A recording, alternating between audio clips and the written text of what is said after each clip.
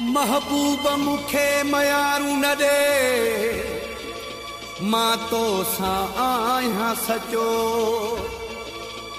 कदहीं तो सा कुर्ब में न कोलजो थियुस कचो तू जो जुल्फकार घोटो साहु ॾींदो तो सजण ते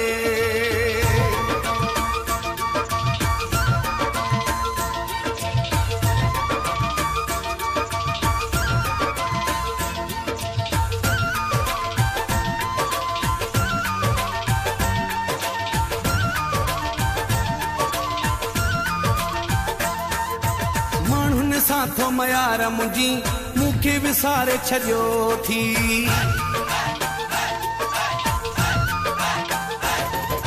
माण्हुनि साथो मयार मुंहिंजी मूंखे विसारे छॾियो थी यकीन कर त ॻाल्हि इनी मूंखे रोवारे छॾियो थी केरु थो तुंहिंजा कुर्ब विसारे केरु थो तुंहिंजा कुर्ब विसारे कंहिंखे खयो खुटिया रात भी निंद फिटिया मुझी रात भी निंद फिटिया रात भी निंद फिटिया मुझी रात भी निंद फिटिया माण्हुनि साथो मयार मुंहिंजी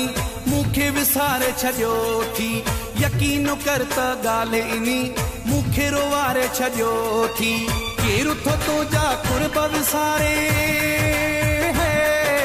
केरु थो तुंहिंजा कुर्ब विसारे कंहिंखे खयो खुटिया खुटिया रात भी निंद फिटिया मुझी रात भी निंद फिटिया रात भी निंद फिटिया मुझी रात भी निंद फिटिया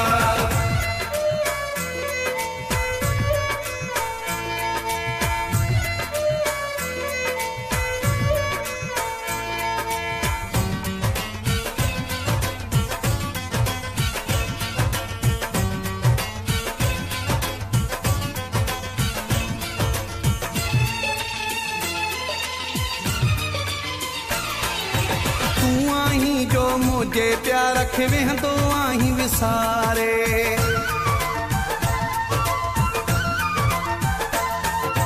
तू आहीं जो मुझे प्यार रखे वेंदो आहीं विसारे तोखे केड़ी खबर त कोई कीअं थो हितड़े गुज़ारे वञ पुछिया जिन भी मुंहिंजी है वञ पुछिया तिन खां जिन भी हालत मुंहिंजी ॾिठिया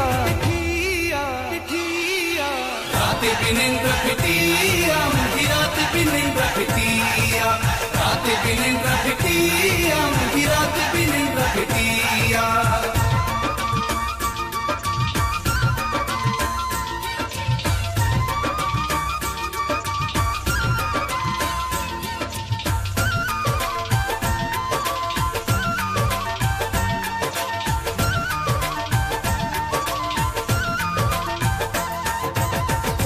अगर थो ॾोह ॾियां त पाण थो थियां मां ॾोही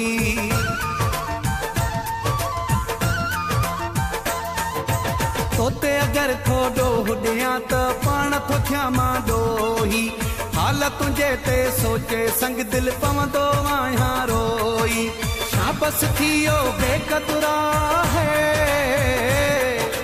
शाबस थियो बेक़दुरा तो मूंसां कई सुठिया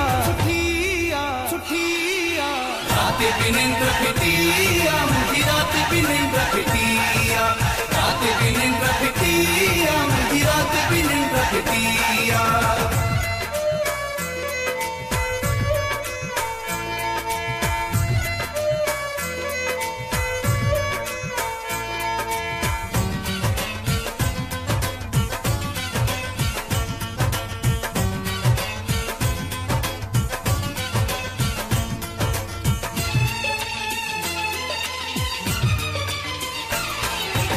हाशिम जा जो चहे फौजई मेहना दई थो मारे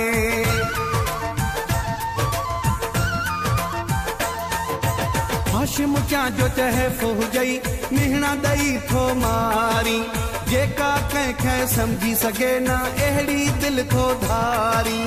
एटे भेरा ॾींहं में जानी